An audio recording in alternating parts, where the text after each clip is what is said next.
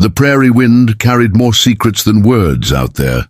Dust rolling across the valley and brushing against a small wooden cabin where a lone woman lived with her boy. Folks in town said she didn't take kindly to visitors, and they were right. Every night when the sun dipped behind the buttes, she'd lock her door and whisper a prayer, not for peace, but for distance. Then one evening, as the sky burned orange, a shadow rode in from the west. A man on a tired horse, coat torn, eyes empty as a dry well. He'd once been a name folks feared, a ranch hand-turned-gunman, a man who'd lost too much to remember how to smile. The road had taken everything from him, but his hunger for a place that didn't push him away. He rode slow up the path, reins slack in his hands, and when he saw the cabin's light through the window, something inside him softened. He hadn't seen a home fire in weeks, maybe months. He dismounted, hat in hand, and knocked once. The door cracked open just enough for her eyes to show, calm, tired, careful.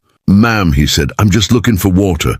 Maybe a place to rest my horse." She didn't answer right away. The boy's shadow flickered behind her, small, curious, holding a wooden toy. She looked at him, then back at the stranger. Finally she said it, soft but sharp enough to stop the night in its tracks. "Please, don't come inside." The man blinked, surprised. "I mean no trouble," he said. "Just, I know what men mean," she cut in. "It always starts with water, then a seat by the fire. Then they never leave until something's broken." Her words hit him harder than a bullet. He lowered his hat, nodding slow. "You've had trouble before." She didn't deny it. Didn't need to. The quiet around her said enough. He turned back toward his horse, ready to ride off, but before he did, she spoke again. "There's a well behind the barn. Draw what you need. Don't take more." He did as told, filling his canteen while the moon climbed higher. From the corner of his eye, he saw her silhouette through the window, standing watch like a soldier at her post. As he poured water for his horse, he noticed something carved into the well's side. "Trust is earned by distance." He stared at it a long time. Maybe she'd carved it herself. Maybe someone else had. Either way, he understood it, because that's all he'd ever known. People who kept their doors closed, their hearts locked. When he looked back one last time, the cabin light had gone out. Only the sound of the wind and the creak of the old rope from the well remained. And for the first time in years, the cowboy felt something he couldn't name. It wasn't anger. It wasn't sorrow. It was something heavier, something like shame. He climbed into the saddle, whispering to himself, "Didn't mean to scare her. Didn't mean nothing at all." Then he rode into the dark, leaving behind the woman who had seen right through him with just 7 words. "Please, don't come inside."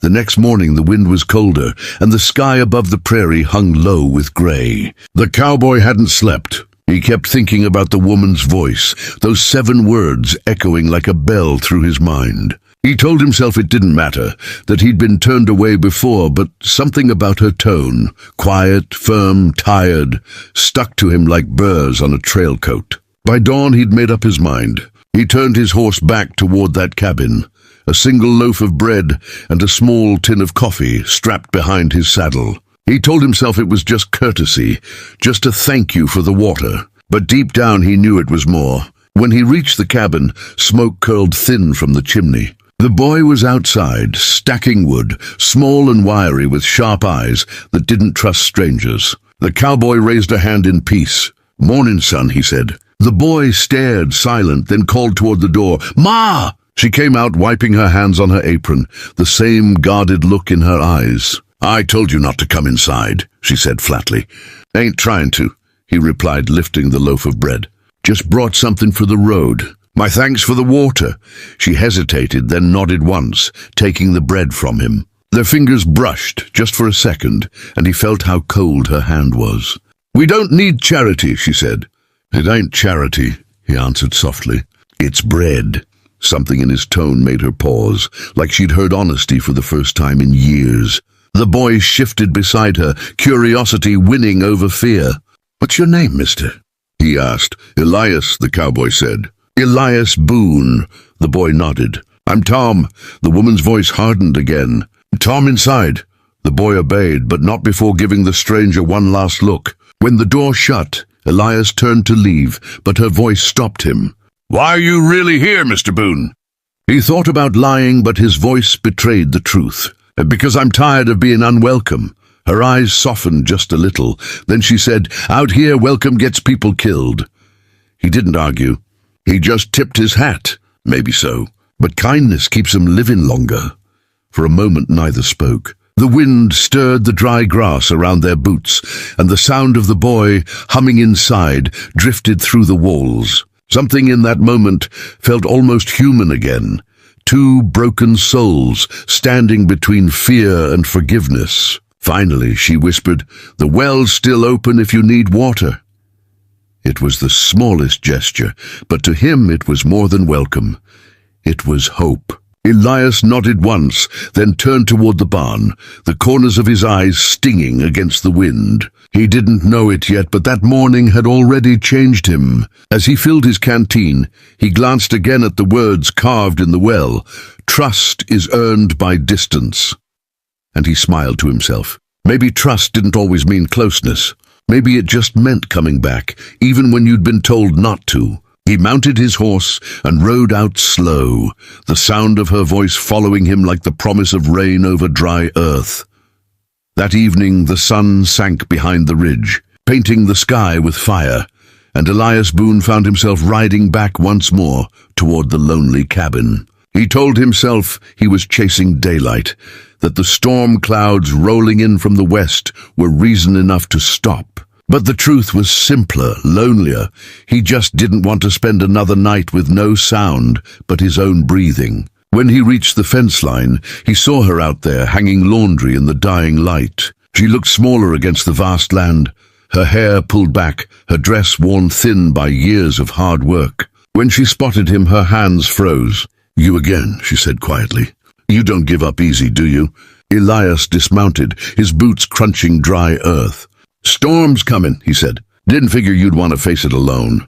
She gave a tired smile. "I've faced worse." He nodded. "Maybe so. But sometimes worse gets tired too." The words hung between them, soft but heavy. The boy ran out of the cabin shouting, "Ma, look! The sky's purple!" She hushed him, her eyes never leaving the stranger. Lightning flickered in the distance, long and silent. "You should leave before the rain starts," she said. "The road'll turn to mud." "I've been through worse," he answered. "You said that yesterday," she replied. "Maybe we both did," he said with a faint smile. She looked away, but he saw it, the crack in her armor, the weariness behind her guard. The wind picked up, snapping the sheets on the line. He stepped forward and helped her take them down before they blew away. She hesitated but didn't stop him. When the rain finally came, it came hard, soaking them both. The boy ran inside laughing, and she stood in the doorway watching the storm wash the dust from the land. Elias stood beside his horse, drenched but unmoving. She called out, "You'll catch your death out there." He looked at her, eyes soft under the brim of his hat. "You told me not to come inside," he said. "I did," she whispered, "but maybe I was wrong." He didn't move, waiting for her to decide. The thunder rolled, shaking the air. Finally she stepped aside, just enough for the lamplight to spill into the rain. "Just till the storm passes," she said. He nodded, slow and humble, stepping across the threshold. Inside, the air smelled of coffee and firewood. The boys sat by the hearth, eyes wide. Elias stood near the door, dripping and uncertain. "You can set your coat there," she said softly. "Thank you," he answered. For a long while they said nothing. The storm raged, and the sound of rain on the roof filled the silence. When she finally spoke, her voice trembled.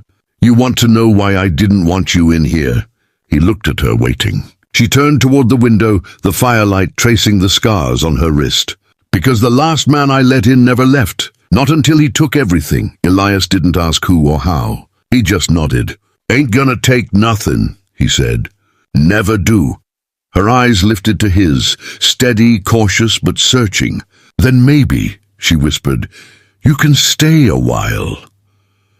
The thunder eased, and the boy began to hum again, the same tune as before. Elias stood there, a man who'd run from kindness all his life, and for the first time he didn't want to. The storm outside passed, but something gentler took its place inside that cabin, a silence that didn't feel empty anymore. She closed the door against the wind, and the lamp between them burned warmer, steadier, like two hearts learning how to trust again, in a world that had forgotten what mercy felt like.